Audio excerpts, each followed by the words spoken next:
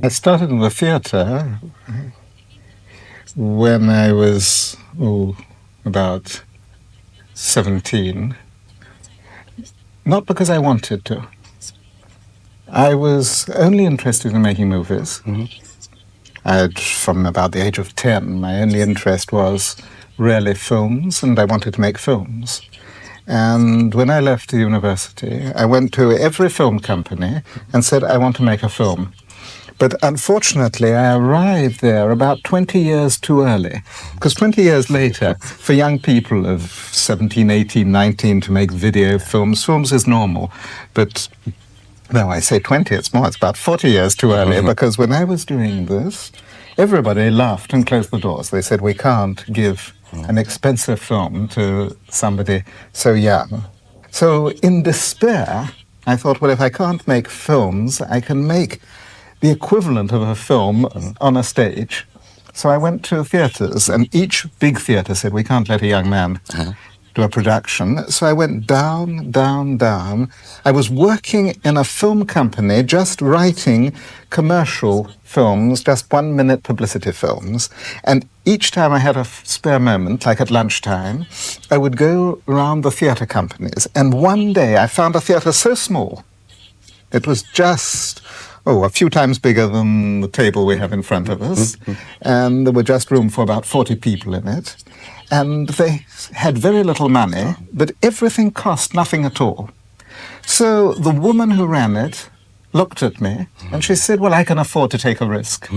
Come next week and you can do a play here. So I did a play for her, and I went to the managing director of the film company and I said, can I have leave for a few weeks just to do this play, and then I'll come back to writing these commercial films. And I've never been back, because one play led to another.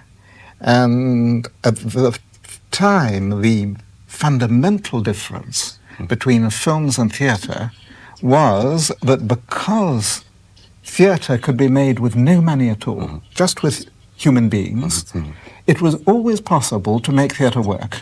It was in this way that I discovered theatre, first for that practical reason, and then through it for a deeper reason. I began to realize that, in fact, that is the essence of theatre. You need nothing more than people. I don't want the theatre to be a place where people fall asleep. It's very simple. I think that is quite fundamental, that everything should have its place. And a bedroom is a place where you go to sleep. And there are also hotels, other reasons where you can go and sleep. And in society, theatre has to provide something. Now, the great question is what theatre can provide. In a very crude way, all over the world, people say theatre can entertain people. Then in certain more serious parts of the world, they say that people should be educated by theatre. Had only one aim, which was to try to make whatever one was doing more exciting. For a long time, I worked inside the only buildings I could use, which were the big conventional theatre buildings. And I accepted this. This was the one possibility, and within it there were many things that could be done. There was the audience, and then there was the stage. And at that time, what seemed to me interesting was to make very powerful images. And so I found that the stage was a very good instrument to make expressive and dramatic and dynamic pictures. And after a long time, I began to feel that a certain necessary element of life was missing. And so we then started making experiments by taking groups outside the building into many different places in the cities and in the countries. And over several years, we worked in several hundred places, none of which were buildings made for theatre. We worked in streets, in deserts, in jungles, in forests, by water, by sand, by rocks, inside people's houses today, just at this moment in history. The most important thing for an audience is to feel that the actors, as Mr. Suzuki said, are normal human beings, and to feel close to them.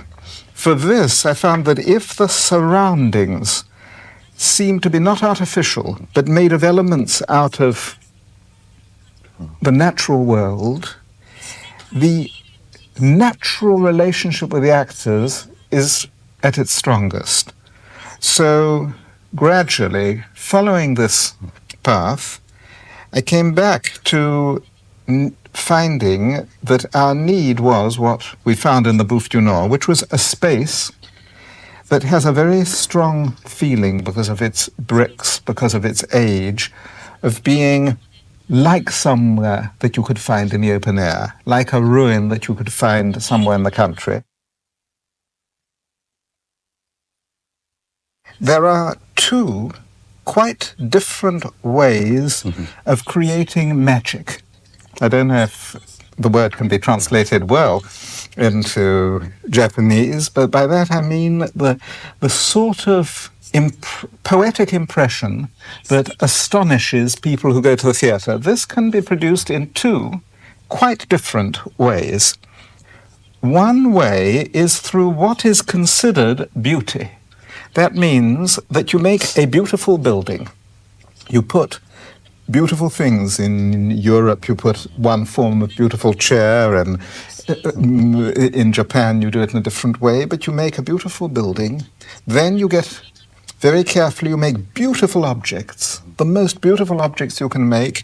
You make the most beautiful costumes.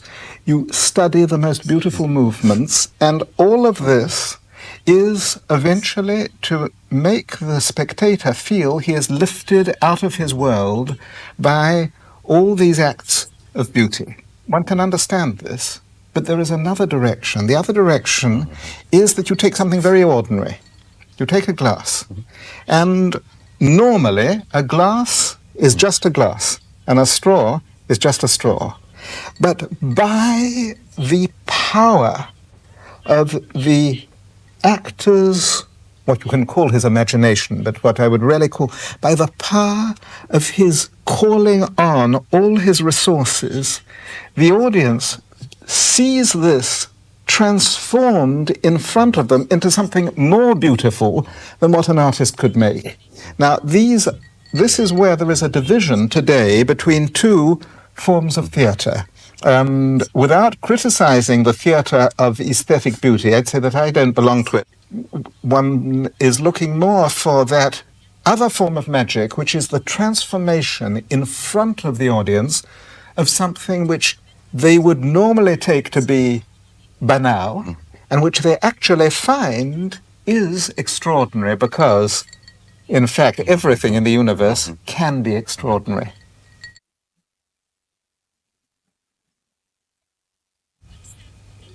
I have a horror of the word and the definition. I think it's very simple. I'm very interested in working with good material. And tragically, it is so hard for any author to produce really good, rich, true theatre material, that in history there are very few examples. For instance, between the Greeks and Shakespeare, look how many thousands of years, or rather hundreds and hundreds of years, went by without anything of that quality emerging. Today, people say that if we have good drama competitions and we give a lot of encouragement to writers, a new Shakespeare will arise. That's true. But he may not arise this year, he may not arise next year, we may have to wait another 200 years. So, for me, it's very practical. I've worked on contemporary plays. What matters is that the experience for the audience should be contemporary, that at the moment when the audience is there in front of the play, they shouldn't for one moment sit back as university professors thinking academically we are studying something from the past. If that happens, it is not theatre. It's a university lecture. What matters is that the experience at the moment when it happens must be so real that if the play was written today, yesterday, 2,000 years ago, this should be of no consequence whatsoever. It makes something different, that it's as though you take different chemicals and put them together. Each combination makes a different sort of combustion. Now here, these elements put together make, for an audience, a different impression. That's all I can say. Not better or worse, but different.